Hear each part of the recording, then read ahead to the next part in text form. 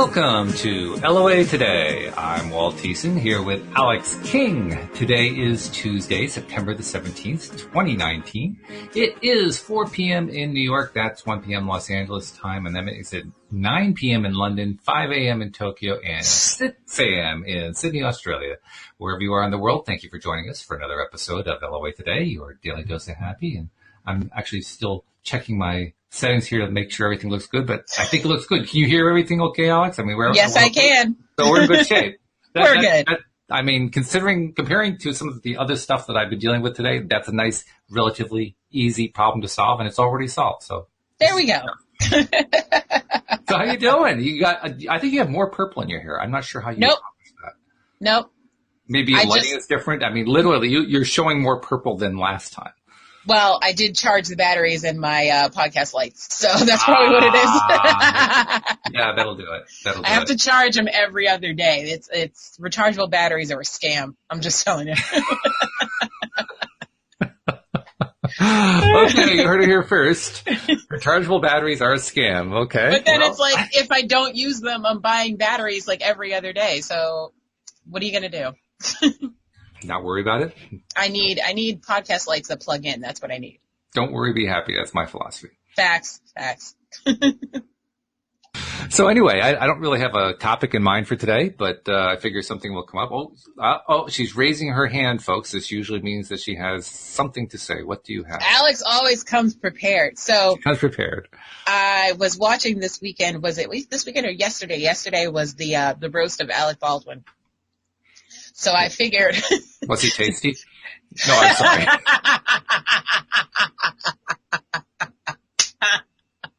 That reminds me, I had a dad joke for you, but now I can't remember what it was. See, I blew your dad joke right out of the water. That's you did. But yeah, so I wanted today's topic to be stand-up comedy. Ah, okay. All right, that's good. And actually, as with anything else in life, stand-up comedy is a part of life, and so therefore it has a law of attraction component to it. Especially when you're vibrating kind of low and you're trying to raise your vibration. Which is basically a setup for a stand-up comic who is trying desperately not to bomb. Yes.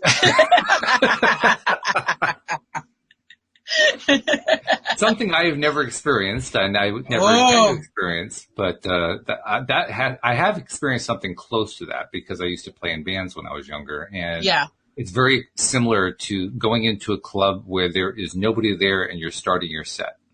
Yep. Yeah. Been there. That's not a fun place to be. No, I've catered to an audience of 2 once. Mm-hmm. Trying to think who it was. There's a famous band. I think it actually may have been 2 famous bands. Mm-hmm. And the 2 of them played to an audience of 9. It was probably the best concert those 9 people ever saw. But can you imagine? I mean, you catch the right band early on before they become famous. Right. You know? And you're one of 9 in the audience. You're saying, okay, but where's Madonna? You know, I mean. That happened to me when I went to, it was probably my only major concert at I think it was TD North Bank now, but it was the Garden back then. Mm-hmm. And it was Missy Elliott and Alicia Keys and Beyonce. And Beyonce was the headliner. And Missy Elliott was before Beyonce, but Alicia Keys was the opener. And it's that's crazy. And then she was like playing the piano upside down. She was doing all types of stuff. It was crazy, but it was an experience. And then it's like now to see of their careers. And it's like, I only paid $40 for my ticket. Like it was crazy. And I was on the ground level. Like it was insane. So that's definitely an enduring memory for you. Yes, it is. And I went with my 2 cousins and it was the best time. And we definitely bonded over that, and yeah, good times. Very good, yeah. So there's an example. I mean, when Alicia was up there, if anytime you're playing the piano upside down, it means, among other things, you're trying to get your energy up. Yeah, definitely. And you're trying to get the audience, what audience you have, you're trying to get their energy up too. Yep. How did she do? She was amazing. I was blown away. I was like, is this really happening? Like she's literally laying on the piano playing backwards. Yeah, and I was like, what is happening right now? I was like, oh, she's talented. I was like, who's this chick now? Right. Now I know who she is. I don't think you'll forget who she is now. Never. I was like, you guys ever heard of Alicia Keys? She's I like her songs. Let's look her up when we leave. At the time, it was more along the lines of keys. Is that like with opening your car? I can't remember. And I did do that. I was like, oh, because she plays the piano. I get it. Keys. Oh, yes, of course. It all clicks now. And I'm like screaming it in my cousin's ear. I was like, Keys, get it? Alicia Keys, you get it? It's like, yes, Alyx, we get it. This chick. So tell me about your experience playing to an audience of very small numbers with no energy level.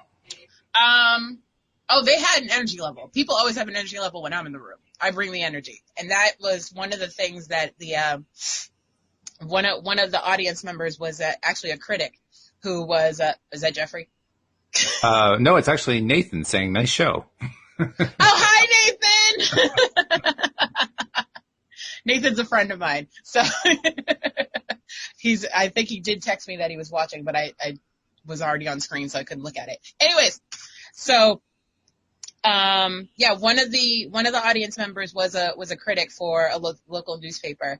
And so, but I didn't know that. So I just did my regular act, and they basically said that, she knows how to entice the audience, whether it be one or a million, and she knows how to engage her, because I was very lazy, and we both know I'm bad at math. So when they tell you have 5 minutes, and this is early in my career, so I was like, well, here's what's going to happen. You guys are going to let me know when I've hit 4 minutes. And that, so I had the audience like keep the clock for me.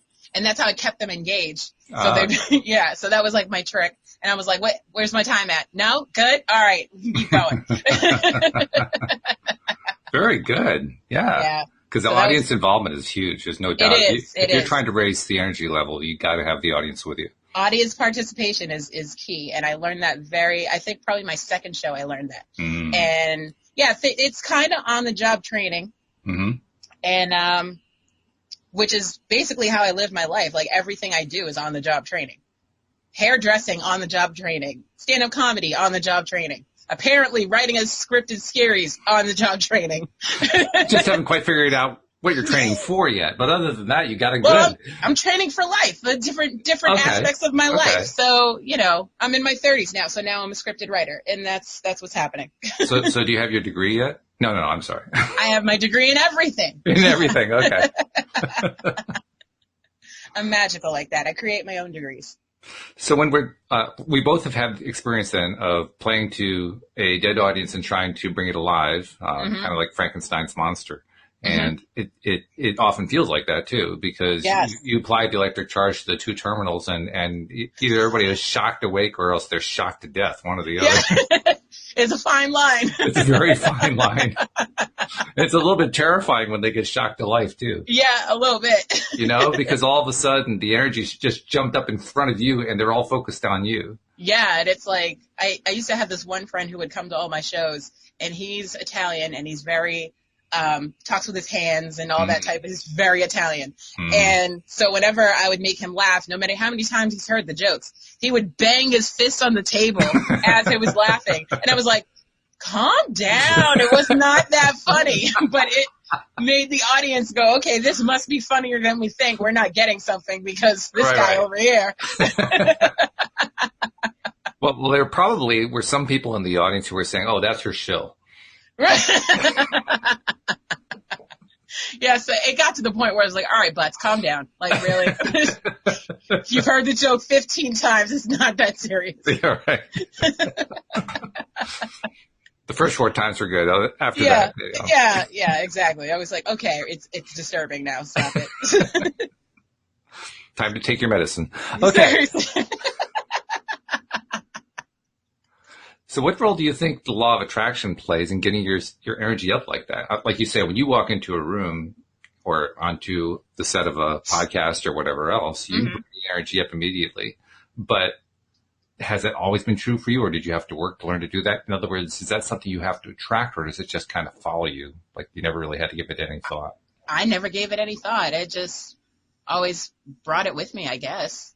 So you had a really high level of confidence that you'd attract something like that.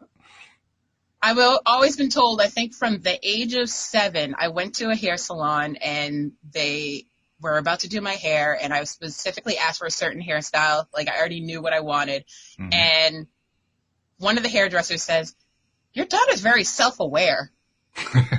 And I was like, it stuck with me for some reason. Like I didn't know what it meant back then. I was like, I'm going home. I'm going to look this up because this sounds really cool. And this sounds like something I can put on my resume. So at 7 years old, I was that much. I was a lot. And at 7.5 years old, once you'd found out what self-aware was, every time somebody was like, so what's your personality? Like, well, I'm very self-aware. Mm-hmm. Or when someone was like, oh, she talks too much, I'm self-aware.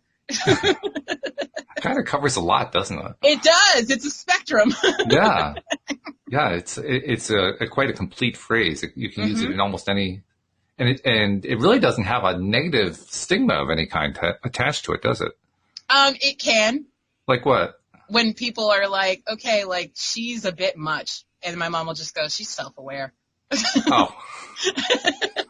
In other words, leaning toward egotist or something along that line. Yeah, a little bit. Yeah. Okay. Like well, I could see I have low-key narcissism a little bit. I don't think there's anything low-key about you. Facts. I mean, seriously. There's nothing low-key about me. Trying to remember the last time I saw you low-key at all. You were really depressed on that particular day. I can't remember what the incident was, but something had really brought you down. And then the next time I saw you, it was like you had bounced back up again. So you couldn't even be down for more than a day. When I'm down, I don't let that energy stay with me for too long. Because of the depressive episode that I went through for like 4 to 5 years, I was like, I never want to feel this way again. So anything that gets in my way, I'm like, F it. Keep it moving. Keep it moving. Keep it moving. I don't have time. That's the bus philosophy. Don't worry. Another bus is coming. No big deal. Exactly. Yeah. That's good. That's a good way to do it. So, okay. Well, this is your topic. So what did you have in mind? Where are the law of attraction connectors on this? Law of attraction connectors. Okay. So it for me, it connects with relationships with really? Other people. Because I was talking to someone the other day and they didn't know my personality just yet. And it was via text. So you know how we always say you can't judge a conversation via text or how things come across because you can't hear people's tones. Mm-hmm. You may put LOL, but they may not think it's funny, so, and I'm savage with my jokes. We know this. Yes. So, and blunt. Blunt. Yes. So I come across quite harsh at first. And then you get to know when you realize, oh, it's just Alyx. It's just not that bad. Mm-hmm. And so I had said something and they were like, oh, that was kind of harsh. And I was like, sorry, that's me. Self-aware. Self-aware, right. Do you have your own hashtag? I'm curious. I have all the hashtags. But is there like is there Alyx self-aware, hashtag Alyx self-aware or something like that? You know what? I have so many t-shirts that need to be made with hashtags. I don't even know where to start, but self-aware is definitely one of them. I would start with that and I turn it into a hashtag for sure. Yep.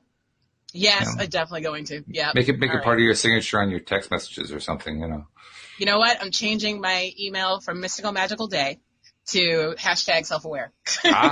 Okay. Yeah. The die has been cast. So when something changes in my life, it's usually because Walt said so.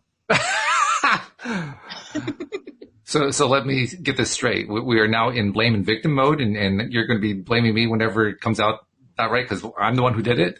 At least 2 days a week. I don't know how to tell you this, but it's not going to work. Dang it! If I can't get away with anything that I say, why should I let you get away with it? Facts. I mean, factuals. Fair is fair here, yeah, right? I wouldn't let you get away with that either. All absolutely. Right, good point. Touche. Yeah. All right. Okay, so relationships play a role, and talk about the relationship aspect of being on stage. I think you kind of started to when you talked about bringing the audience energy up. But talk about it some more, because I think it's a good analogy. Whenever you're talking about trying to attract anything, law of attraction, relationship kind of bubbles up to the top. It's like one of the first things that people think of. So let's start there. How do you do it when you're doing stand-up? We're doing anything funny, really. Well, see, that's the thing. You don't try to be funny on purpose. It's just you either have it naturally or you don't. And if I see an opening, I'm going for it, whether it's low-hanging fruit or not. But yeah, when in friendships, so it comes in handy, especially in friendships when like your friends are kind of low and you're like, you be like, well, I didn't like that dude anyway. So I'm like, let me tell you about his snaggletooth and double eyebrow situation. And so we're like, I've been meaning to say something, but I didn't want to say nothing. So I didn't say nothing. So now I'm saying something, stuff like that. So it comes in handy with that. Yeah.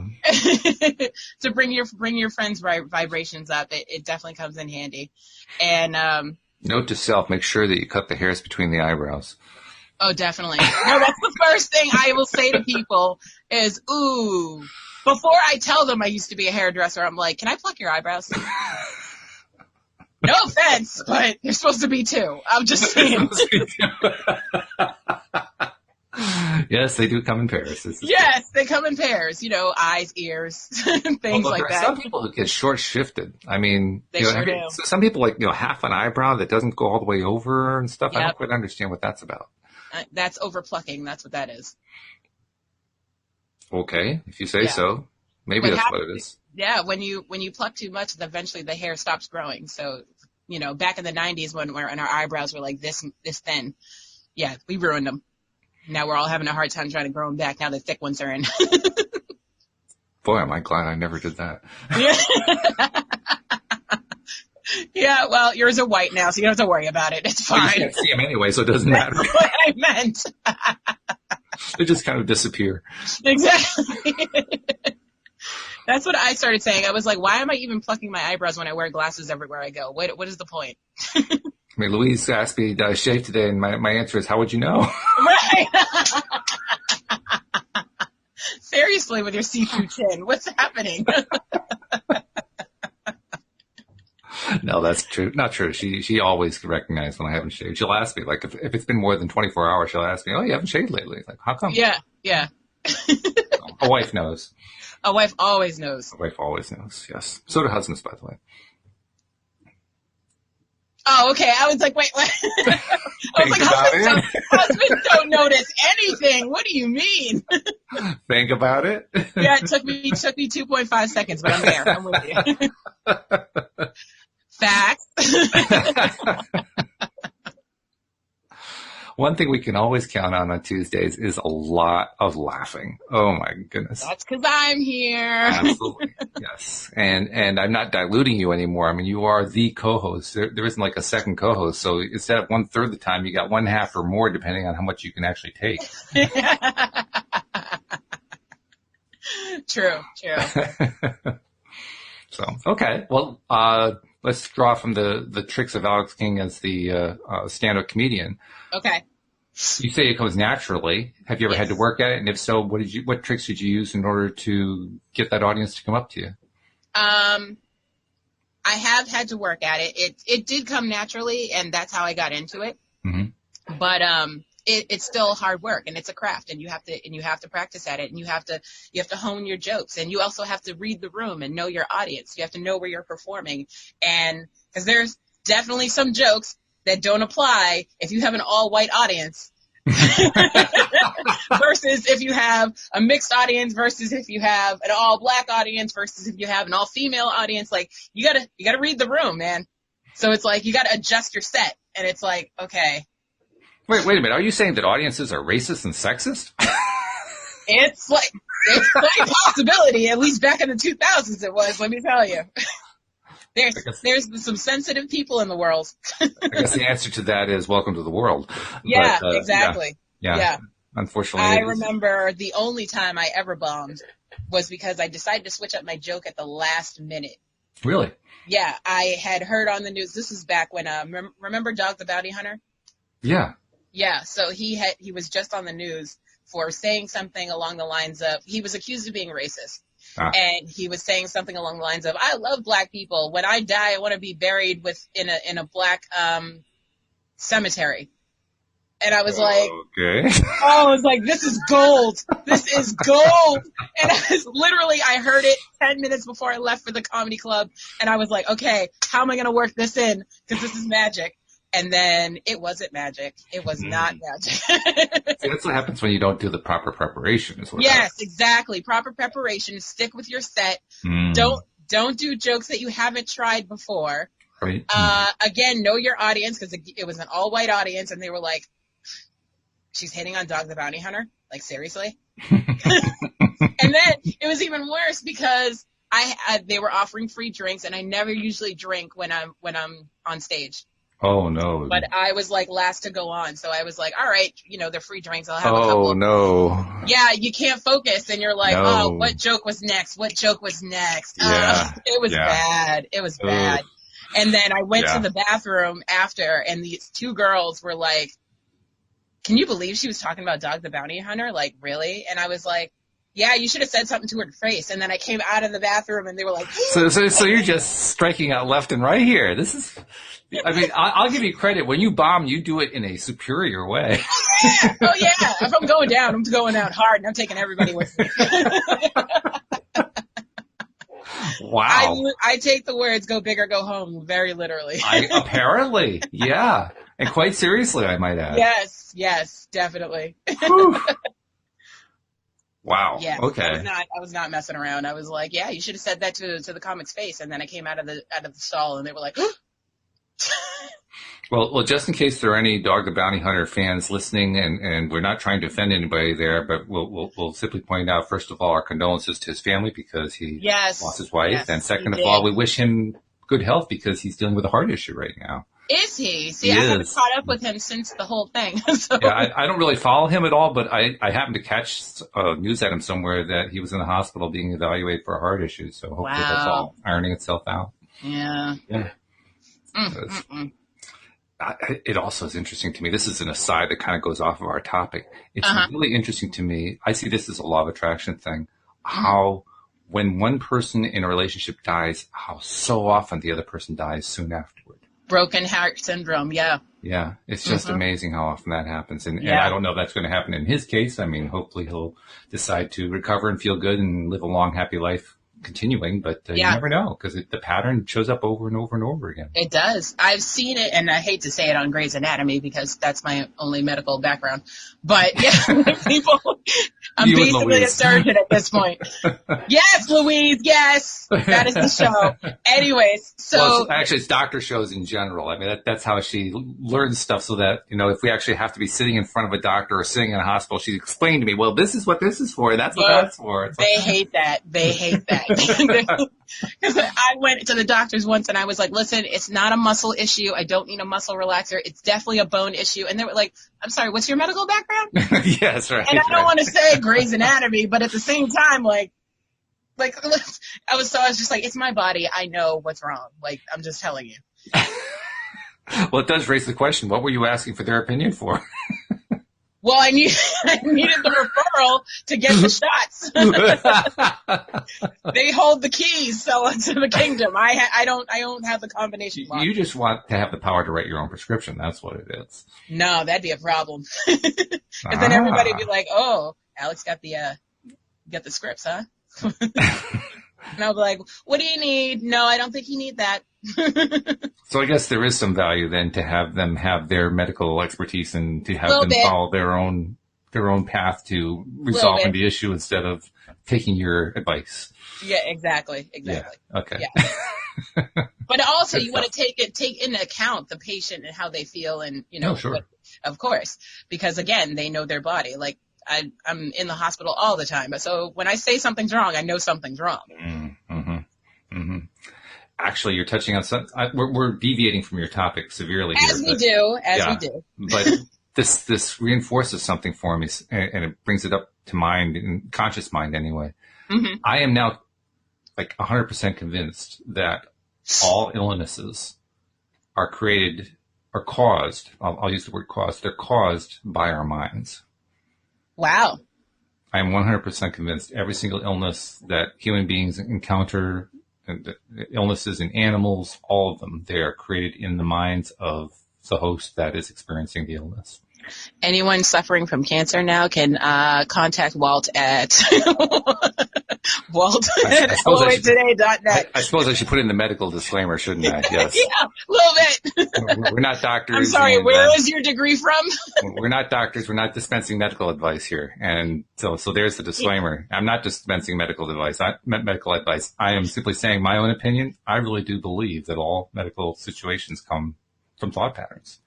And I'm seeing it in so many different ways with people I know, with people I don't know who are famous, with stories that I hear, stuff that I read.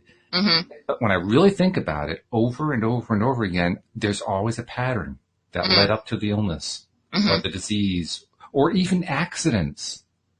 Even accidents. Even accidents. Okay. Yeah. Okay. Yeah. I know that's a fairly controversial thing to say, but it's almost making me wonder, is there such thing as an accident? I mean, yes and no, because since we're all in the Matrix anyway, are there accidents? Well, welcome to my discussion. Welcome to my TED Talk. Yeah. I mean, seriously. It gets to the point where I look at it this way. We are all creators. We create every instant that we're consciously awake, consciously alive, right? We're constantly creating. Well, if we're constantly creating and we're creating our lives and we're creating our experiences and so forth, why wouldn't that include our illnesses and our accidents and things that we don't really like? When we're attracting all this other stuff that we don't like by focusing on stuff we don't like, why would it be limited to just that stuff? Yeah. I mean, you make a good point. And I've been wrestling with that point for quite some time, I'll tell you. This is not something that I've come to easily. Yeah. This is not an easy thing to come to. No. But by the same token, it's strangely empowering. Because once I recognize that this is true, I may not have been able to master my thought process at all times to the point where I'm really focused at all times on what I want. I'm far from that. Well, who could be? I mean, oh, there's a moth! God. Oh, sorry. Oh, it's on the screen. Oh, God. Get away. I hate bugs. Sorry. This bit of comic relief brought to you by... Which brings us back to our topic. That's right. Oh, we are far ranging today. Thank you, Mr. Moth. We appreciate that little contribution. Oh my God, that was. I don't know where my bug eater is, but he's off the clock right now. I don't where he is. Is that Rusty or Chloe? Rusty, because he likes his protein, but Chloe's she's on the couch downstairs. Yeah. Or sitting in the sun on the patio. I get the impression Chloe she's more of a hanger-on who just kind of hangs out until that last second when she's needed, and then she goes back to taking her nap. Yes. That is her all day. Yeah. I make fun of her all the time. I'm like, oh, you have morning breath because all you do is sleep. So your breath stinks at all times. I was like, oh, what part of the ocean were you licking? Jesus. Yikes. It smells like clams in here. So I'm always saying good morning to Chloe, no matter what time of day it is. It's a dog's life. It is a dog's life. I'm coming back as a dog, by the way. You are? I don't know. I might come back as a unicorn, just to complete the circle. Well, if you did come back as a dog, which breed would it be? Ooh, good question. I think I want to be a Yorkie because they're supposedly the smartest breed next to pigs. Okay. They have, I think, the brain capacity of a 3-year-old or 4-year-old, I heard. Okay. Yeah. Plus, they're cute and everybody loves them, so I'm sure I'll be adopted. That much I believe. I mean, what happens? Yorkies are kind of high-strung anyway. What happens if you take a high-strung? My Yorkie is not high-strung at all. Well, let's put it this way: most Yorkies are most high-strung, Yorkies, but you're right that they aren't all. That's true. Yeah, I feel like they take the personality of the owner, though. Well, that's probably true. So if you're high-strung, my dog definitely has the same phobia as I have. We're both hiding under the bed during thunderstorms. So it's it's a problem. Okay. So So when you come back, then I imagine that what we're talking about here is you're not only going to come back as a Yorkie, but you're also going to pick who your owner is going to be. Oh, well, yeah. Well, with soul contracts and all that stuff, I've already picked who my owner is. Care to share? I mean, I don't know till I get up there. Oh. But if you're there, I'll tap you on the shoulder and go, hey, I'm going with Patty over here. She looks like good stock. I'm going to Patty. Good stock, okay. She looks like she has lots of treats. That's what's happening. I'm going to get good and fat, and I'll be back in a week. It's nice to know what our priorities are in life. Mm-hmm. Well, that actually touches on another topic. Yes. Louise had a doctor's appointment. This is a follow-up to what she's been going through. Okay. Everything went smoothly. It was very good. And one of the interesting things is that she found she lost 10 pounds. Ooh, get him, Louise! And the last time we were at this particular doctor, I had also stood on the scale too. And I stood out this time, and I found I had lost 10 pounds. Oh, look at you. Couples goals. What's really cool is that we didn't do anything. There was no dieting that went on here. Right. There was no new exercise program. You know what the one thing is that we did do? Stress. You de-stressed. Well, to put it in more positive terms, we've been spending more time focused on what we like. Yes. We have. I mean, Louise just recently became semi-retired. She's not as involved in the business anymore. So literally a weight off your shoulders. Literally, yeah. Literally.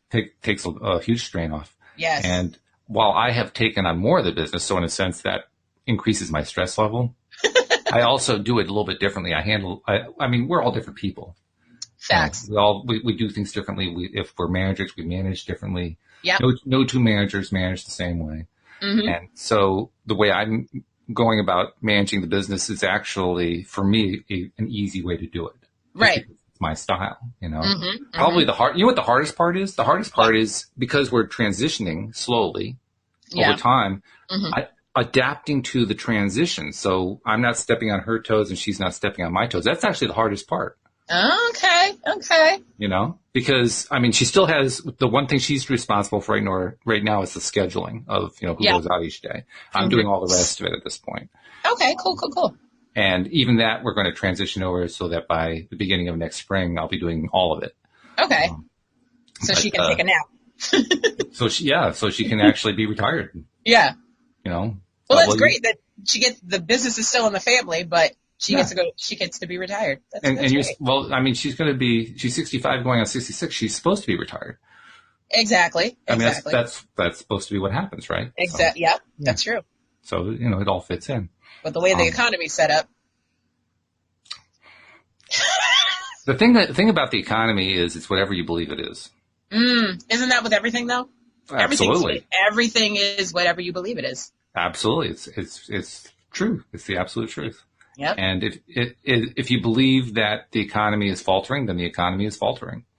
I believe that the economy is not affecting me in one way whatsoever, so I'm cool with it, whatever it is. Until it starts to physically affect my life, doesn't matter to me. Well, what if it does physically affect your life? Oh, well, then I have to say something. I'm going to be knocking on Trump's door or whoever's in office at that point and be like, excuse me, we have a problem. I got this in the mail, and it's a problem. Earth to DC, come in, please, over. Yes, Pennsylvania Avenue, I'm coming for you. Ringing doorbells and everything. But when we're just dealing with stuff like this, because that's what we're talking about. We're talking about dealing with the stuff of we lost a job, or we got a job, or we don't have the job that we really want, or we're running a business and it's not the right business, or the business isn't going in the right direction, or it is going in the right direction, but it's just this long list of possible ways of saying, I don't like what's happening. Right. When you have all those going on, you say to yourself, well, yeah, no wonder I'm thinking that the economy sucks. But if I turn that around and say to myself, well, I have a good job. It may not be the one that I have in mind, but it's a good job and I'm going to get a better one. And you know what? The company I'm running right now may not be running the way I want it to, but on the other hand, I'm running it so I can change that. Well, and as I change it, it's going to get better. Yeah. They're like, what do you do for work? And I'm like, well, I call it work because I'm doing work, but am I getting paid for it? Not right now, but it's coming. It's coming. Mm-hmm. Mm-hmm. But I love it, so that's all that matters. That is huge. Yes. That is huge. And it's something I've been telling particularly to young people. I've been talking to a number of young people lately regarding everything from gardening to programming, programming for the gardening. I mean, a variety of different people. And all of them, I've been telling them. We even did this with, where were we? I think it was when we were on the Cape. Just after we visited you, we went to Chatham, and one of the shops that we went into. You ran into that girl that was going to college or something. That's right, yeah. And it told her the same thing, that essentially go for what you love, don't go for the money. Yes. And inevitably, I've learned now to follow it up with, I know that's not what you hear all the time today. And they all shake their heads, yes, I agree with you. That is not what I hear all the time. But that's what I keep telling people, and I really believe it. That's how I was raised. I believe that's what makes things work. Yeah. That's why I've loved every job I've ever had. Because that's how my mother raised me. She was like, no, don't do it for the money. Don't look for the highest price, highest paying job. Just do what you want to do. And if you don't like it, have a backup plan. And by the way, if you're going for the highest pay in the job that you're looking for, bear in mind there's only one person at the top. Everybody else comes in second place with that kind of thinking. Facts. Unless you're starting your own company. Even then, you're the one at the top. Well, even then, there's always somebody else running a company that's bigger. You know, unless you're Google. Even then, who's bigger than Google? They're still growing. They haven't been discovered yet. Okay. It's like those who said, "Well, Walmart will never get beaten out." Walmart got to being Walmart by beating out a whole bunch of others. And then came Amazon. And it's going to happen to Walmart. And it's going to happen to Amazon. It happens to companies. Yeah, that's true. I mean, Jeff Bezos, who runs Amazon, totally has a hand on that. Yeah. He has a total handle on it because he said, I don't remember the exact quote, but it was something like, every great company has a lifespan of about 35 years. Including Amazon, he said. Wow. What am I going to do when Amazon disappears? He's forecasting that somebody else is going to beat out Amazon at some point. I have to admire his honesty. I agree. I have to agree with that. Yeah. And he's right. It will happen that way. So there's always going to be somebody bigger. The question isn't whether or not you're at the top. The question is, how are you doing? Yeah, because MySpace thought they were on top, and then Facebook came out of nowhere. Yeah, that pretty much destroyed MySpace. And then Instagram, and then it just keeps going. Snapchat, it's just. Does MySpace even exist anymore? It does. Does it really? But no, not really. Nobody's using it. It's like a shell of its former self. It is. Yeah, it's kind of sad, really. A little bit to see something in your lifetime fade away. Like when they got rid of AOL Messenger, I was like, oh, my childhood hurts. My childhood hurts. Because that was like the thing when the internet first came out. It was like, okay, I get home from school and then, you sign on to chat rooms, you start making friends in England and all kinds of stuff. Well, think of it this way. There's a whole new generation of people who have no idea what the phrase "you got mail" means. Exactly. Oh, and how exciting that was. I was like, ooh. But no one will know. No one will know. I mean, if any of them ever see the old Tom Hanks and Meg Ryan movie, they won't know what it's about. Right over their heads. Over their heads. It's kind of like telling them about telephones that you have to dial. Yes. Or telephones with the little spinny dial thing. Yeah, rotary phones. Oh my God. Yeah. See, I didn't even know the name of it. Rotary phones. Yeah. I think it was a survey. It was a survey or a test or something like that where Generation Z kids were presented with a rotary dial telephone, and they had no idea what to do with it. I saw one that with this father who presented his kids with a cassette tape. And they were like pressing the holes. They were like, how does it work? They were looking through the holes. They were like, so what does it do? How does it work? Right. Then they pulled the tape out and I was like, oh God. I broke it. Get him a pencil. And then it felt funny because after that I saw a meme that had the cassette tape and a pencil, and they were like, if nobody knows what this means, they're too young for you. That's good. Rule of thumb. I like that. Yeah. That's very good. Yeah. Set your boundaries. Okay, anything younger than this, I'm not interested in. Go away. Yep. I mean, for me, it's anybody who doesn't know what a vinyl record is. So, I mean, I only know what it is because my dad had to have the biggest stereo in the house. Like, it was one of those took up half the living room type of stereos. Cool. Good grief, yeah. Yeah, and my mom had a huge collection. So that's the only reason I know what it is. But, yeah, it was definitely faded out. I do understand that roughly 10 to 15 years ago, vinyl had a resurgence. No, it's having a resurgence now. Even now, it's still going on. Okay. Yeah. Mm-hmm. Which is interesting. And I guess it's because of the imperfections of vinyl. It makes the performance sound more real. Yes. Especially when you have live concerts that are on vinyl. Oh, the realness. Oh, my God. Yeah, you haven't had all of the life edited out of it, as happens nowadays with the studios. Yeah, I notice when I'm downloading music, I like the live versions better. Because I don't know if it's the reaction with the audience or just, I don't know, I just feel like I'm at the concert. It just feels better. It feels more real. Yeah.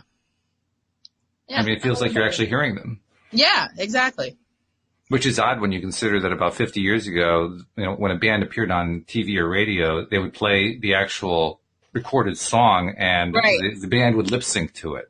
Yeah. Well, some people still do that, especially like if they have a lot of dancing in their routines. They definitely lip sync because, singing and dancing is a lot.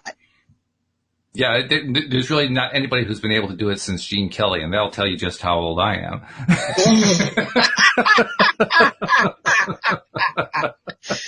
Every episode, Walt finds a way to show his age. Every episode. Yeah, but I do it with style and with pride. I don't do it out of embarrassment. Oh yeah, no one's saying no one's saying it in a negative way. I'm just saying it happens. Hey, the way I look at it is this. One of my goals is to essentially reduce my biological age down into my 20s again. And in order to make that... I will meet you there. Okay. And once that happens, I want to be able to point to the fact that I still remember the 1960s. Despite the fact that I have that biological age of, a 25-year-old. Yes. See, to me, that kind of seals the deal. Yeah, that's kind of cool, actually. Yeah. Yeah. Now I can actually look back over a 50-year period and remember most of it, which is amazing. Woo! Especially considering what I did in college. But,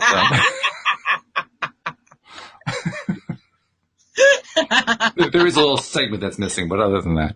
Yeah. It's a little spotty back then. A little spotty, yeah. Just a bit. Yeah. A couple of erasures. That's why you need to go to your reunion so they can fill you in. I doubt that they could, to be honest. I have serious doubts about that. No help. Okay. The biggest problem would be, people showing up at the reunion and saying, "Did I know you?" Right. Especially at the high school reunions is a little safer, but college reunions is so much bigger. It's too much. I mean, for some of us, it's a question of trying to remember. Let's see, which school did I go to? Oh yeah. I remember now. I can see the diploma on the wall. That's how I know. Oh my God. So what was the topic today? Comedy and how it raises your vibration. Oh, that's what it is. Of course. Yes. So as we've been doing the whole time. I guess we're doing pretty well then. We are, because for the last 45 minutes, everybody's vibrations have been raised. Unless you're not a subscriber. Oh, you mean we should be encouraging people to subscribe? I think so. Oh, I hadn't thought of that. Oh. Well, then let's do it. Okay.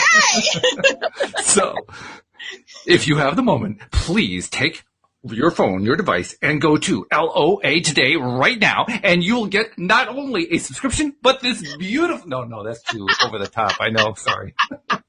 You're killing me. You're killing me, Smalls. You're killing me. Wouldn't it be great if we did our promos like that every day? Oh my God, I think people would log off. I think I would log off. Oh my God, the goddamn moth. Sorry. The moth is back. The moth was on my drink. I'm not okay with that. Woo, I almost had a meltdown. So now that we've done the silly promo, let's do the real promo. Yes, okay. The real promo is we really do want people to become subscribers. Despite what they're seeing here, it really is a good show. I guess that's not really the best promo, is it? No, despite what you're seeing. No, seriously, it does get better, really. Yes. No, I think actually anybody who's listening to this point, they really do like what's going on, so that's the good news. But yeah, become a subscriber. And the good news, actually the really good news, Alyx, is that most of the people who listen are subscribers. Yes, they are. Which is fabulous. And we love it. Thank you. And we love every one of them, and that's really, it's terrific. It's actually humbling for me. Oh. I mean, to think we've got hundreds of people who listen to us, I think, dang. Yeah. Wow. I mean, I know. That's a responsibility. It is a responsibility. Wow. Okay. So thank you guys. But for the other 10%, we want you to join the crazy crew too. And in order to do that, you go to loatoday.net, and the instructions are right at the top of the page on how to become a subscriber. It takes about a minute. And then when you're done, you can also go to YouTube, where they can also subscribe to us and watch what we're creating as we're creating it, in addition to listening to it. I mean, you actually get the video with the audio. That's the nice thing about YouTube. That's the best part. Works. Yeah. So, have you seen me? How can anyone miss the purple hair is the question. I'm saying, though. Purple and blue, and it's got tonality to it and everything. Yes. Mermaid hair, hello. Mermaid hair, yes. And it works. It works great. So anyway, tell people how they can subscribe on YouTube. That's your job. Okay, well, when you go to YouTube, you look for us at LOA Today Podcast Videos, and then you hit the subscribe button. And once you hit the subscribe button, next to the subscribe button, there's a little silver bell. And when you hit the little silver bell, click always, so you will always be notified when we go live. Silver bells. Oh, no, wait a minute. That's a little bit. It's not Christmas yet. But thank you for explaining that so cogently and so beautifully. And hopefully there may be people who are listening new and maybe they are subscribing right now. And that kind of gives me a warm feeling. As they should. In fact, one of the nice things I will say about YouTube, as opposed to, say, Google Play or the Apple podcast software or whatever, is YouTube will let you know every time you have a new subscriber. Ooh. Does it tell you who they are? They are, yeah, it tells you what the screen name is of the person. Oh, we should we should go and say thank you personally to everybody. Sure. Okay. Let's you want to be a volunteer member of the welcome committee? I mean, I do everything else. What else do you need from me? You're not saying that you're overworked, are you? No, I'll never overworked. Okay, good. As long as you're doing what you love. As we said before, I love every minute of it. So yeah, absolutely. I think we should do that. But I love the fact that every single time that we do an episode, at least one person signs up as a new subscriber on YouTube. And that doesn't count what's happening in the others that we just don't see. Right, on Apple iTunes or Google Play or, Pandora or whatever else. We just don't see it when somebody's subscribing there. So it's fun. It's fun to see it. People. I have a question. Is there a way that when someone subscribes on YouTube that we could send them a personal thank you video? Sure. We have to have the video to send them, but yeah. Well, I don't mind doing the videos for the people that subscribe. Okay. Well, yeah, let's do that. I'm trying to think what's the easiest. I mean, probably the thing to do. I wish there was a way that we could actually join accounts so that you could see what I see on the account. Right.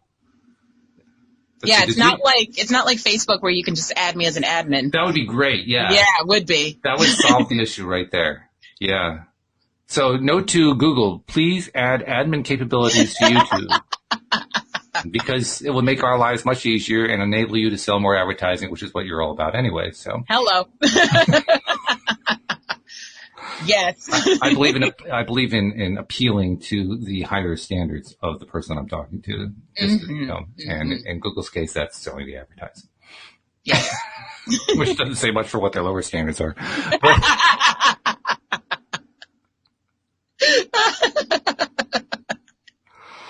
It's terrible. Hey, wait a minute. I mean, Google they never actually did this as an official position statement, but unofficially in a Google memo many years ago, they're very famous. Their two founders, Larry Page and Sergey Brin, are very famous for putting out a memo that says, our policy here is don't do evil. Okay, keep it simple. All right. And then they proceed over the next 10 to 15 years to do one evil thing after another. Ignore the previous statement. And when they were questioned about that, they said, well, we never actually made that a policy. Wow. Okay. It was just a memo, is all it was. A memo. Did you get the memo? So, another tangent completely worn out. Anyway. I can't stand us today. Well, we do try to get back to the original topic. So let's go back to the original topic if we can remember what it was. I believe it had something to do with comedy and trying to raise energy levels. Yes. And when we're talking about, well, it's really anything that has to do with performing, I suppose, because comedy is a form of performance. But playing in a band would be performance. Doing a reading would be a performance. Giving a speech would be a performance. Any of them.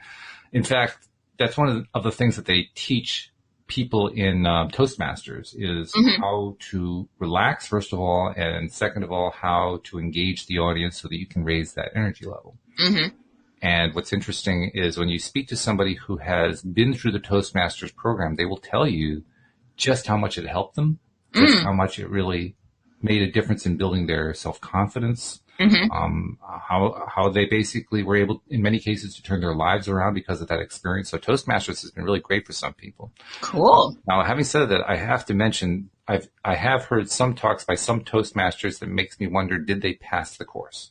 Ooh, ouch. I won't say who they were because this is not about shaming anyone in particular. Because shade is part of my comedy, but go ahead. Well, I'll leave that to you then. Yeah, all right. Okay. But all I'm saying is, okay, well, we know it's important to raise the energy level, but what happens if you don't really learn it now? How do you turn it around? Yeah. Because, you may not be the right person to ask because you said you are always able to raise the energy level. But you're going to have to play guru for a second. How do you help somebody who has trouble doing that? You go with the old standby, picture everyone in their underwear. I don't know. At least it made you laugh, so now you feel better, and now you can make the audience laugh. But I actually tried that one time when I had to give a talk. And I have no imagination like that, so I couldn't do it. I wanted to leave the room instantly because I was absolutely grossed out by it. I know, right? Dad bods everywhere. Oh. Forget it. Not happening. I was not interested. No, and that talk went very poorly, I might add. Yeah, I would think so, because you're just sitting there like, oh, God, so... There's a reason why I'm holding my hand over my eyes. Right. But I can't tell you what it is. But I would honestly suggest to look deeply into icebreakers. That's what I would suggest. And what constitutes an icebreaker from your perspective? Anything that would make the audience laugh, I think, is an icebreaker. Okay. Anything that disarms the audience, so it makes them think of you in a whole different way. Mm-hmm. So I suppose one way you could do it would be to come out on stage and start off with a really, really lame joke. Yep. And then say something like, "You're not buying this, are you?" Yeah, something like that. Right? Yeah. Something that basically says, okay, I don't really have a good routine. Let's just skip the routine. Let's just have a conversation. Exactly. Yes. Yeah. Kind of like what we do. We start off with dad jokes, and then we're like, all right, now back to the topic. We're actually a serious podcast. Half the time trying to remember what the topic was. Yes. We just have the fun, really. Yes, it is. And it's an interesting point you make, because what I have found works best for me by doing the podcast is, I don't want to say forgetting the audience, because the audience is always really important to me, but rather like putting up a temporary barrier so I don't think about the audience at the moment that I'm talking with somebody, and just have the conversation. Yeah. Knowing that if I do that, the audience, anybody in the audience who has any interest in what we're talking about is going to get sucked in. Well, see, I do both, because sometimes, like, when we're talking about serious stuff, like when we're talking about mental health, I'm always thinking about the audience, because it's like when I'm telling my story of what I've been through, and I'm sitting here thinking, and I'm like, I could be helping one person that's going through what I went through that day. You know what I mean? So sometimes I'm thinking about the audience, and sometimes I'm like, nope, Not today. Today ain't your day, Susan. And I use the same technique when I'm playing the interviewer role. We have a guest on, you know. And speaking of which, I have a bone to pick with you. Okay. A couple of episodes, I think it was with Linda, you had a psychic on and did not notify me, and I wanted to be read, and I didn't. 2 episodes, and I didn't know until after the fact. Okay. Are you done? Next time. Next time, I'm going to need to be text personally when there's a psychic on. Mm-hmm. Thank you. Okay. Bonus picked. Got it. I have one question. Am I a subscriber? No, that's not the one. That's a good question, but that's not the one I had in mind. I'm a subscriber. But I don't watch our episodes. But, well, actually, I'll play off of that one because that's a good one. Okay. Did you have the little bell clicked on YouTube?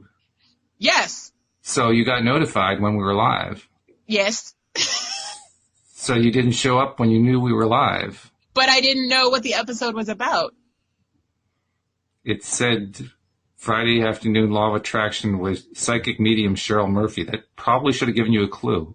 See, when it shows up on my phone, it just says LOA today is live. It doesn't give me the whole thing. So I don't know what the episode is about. I'm just like, yeah. It's 4 o'clock. That's like saying I have to put the first 4 words into the first 4 words of the text message. Otherwise, you won't read the text message. I mean, the way my phone's set up. All right. Well, we'll give you a pass on that one. Let me go to option number 2, which is the one I really wanted to get to, which is, would you be interested in being in charge of the promotion of LOA Today? Aren't I already? Well, I mean the advanced promotion. Ooh, what do you mean advanced promotion? I mean, like letting people know that we're having Cheryl Murphy, the psychic medium, on Friday. Yes, because which is not happening this Friday, actually. Right. Yes, because I don't feel like you let people know early enough. That's why I'm asking, would you like to take on the role? I don't know. I feel like I would forget. Well, not only that, it would take away your ability to complain that you weren't notified because you're the one doing the notifying. Facts. I need stuff to complain about, Be very careful about whether or not you want to take on this role. I need stuff to complain about, though. Cue Jeopardy theme. So what would this entail? Like, so are we going to do like daily emails and you're going to tell me like, okay, next week we're doing this, that we have, is it just for special guests? I would say for everything. I mean, we know what the lineup is in terms of the co-hosts. That doesn't change from week to week. Right.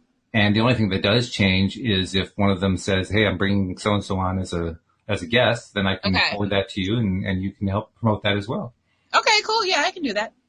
In fact, I can even give you access to the Hootsuite app that I have that I use for putting out the automatic notices when we go live. So you can do that too if you want. Wow, I got all the fancy buttons. Okay.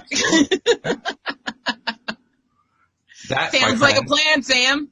That, my friends, friendly listeners, that is how you put out to the universe what it is that you really want. Yes. And I just did, and I just got what I wanted. So thank you so much. Delegation is key, and Alyx is always willing. So it's also how you turn lemons into lemonade, and I love that part the best. So, with that thought in mind, I think that's a good way to wind up. First of all, I wanted to thank your friend Nathan for dropping by and listening to the live stream. That was great. He just wanted to see my pretty face. Appreciate that, Nathan. That was fabulous. We also had, yes, this is somebody else you know, Althea. Mom, hi! She started off with applause at the beginning. Oh, hi, Mommy! And I didn't acknowledge that, so I apologize, Mom. Yes. So it was the Alyx King fan club listening to the live stream today. I know. Hi, everybody. Yeah. All we're missing is Japan Jen. And Jeffrey wasn't here for some reason. He must not be. I know. Where's Jeffrey? I don't know. It's pretty unusual for him, but that's okay. He's the one who keeps us on topic, so. Well, he'll keep the podcast going. I mean, he'll be here for the next one, and I guarantee he'll catch this one listening to the podcast itself, so he won't miss it. It's just he's not here for the live part. That's okay. So that's good stuff. Anyway, thank you very much for an interesting topic. I hope we spent at least part of the show on it. That was. I think we did a strong half, but you know us, we go on tangents. And what did you say? You said to somebody, that our podcasts are just a stream of consciousness. So it's just they pretty much are the way it is. Yes. You got to stay the whole hour to see if you can catch what we're saying. And you know what the astonishing thing is? People actually do stay. They do stay because they're like, where is this going? I don't know why. Where's this crazy train? That's the cool thing about Apple iTunes. iTunes gives you good metrics on how long people listen on average. And on average, our shows get listened to about 3/4 of the way through, which means there's some people dropping off and other people listening all the way through. I mean, that's pretty darn good. That's a good percentage right there. Well, that makes me feel good. Yeah. So thank you to our podcast listeners, because without them, we wouldn't have that percentage. Facts. Actual factuals. So good stuff. All right. Well, then I'll be talking to you on Thursday. We don't know yet if Joel can make the 4:00 time slot. He's still working on trying to sort that out, but you'll be there, I'm sure. Side note, if it ends up pushing back later, as of October, that's going to be hard for me because I'm starting karate, and from 6 to 8, I will be unavailable on Tuesdays and Thursdays. Yes, I understand. Since I have a black belt co-host on Friday, I know about not messing with black belts. So. Yes. So, okay, good enough. Thank you very much. And thank you to our live stream and podcast listeners as well. We will see you all next time here on LOA Today. Goodbye, everybody. Bye.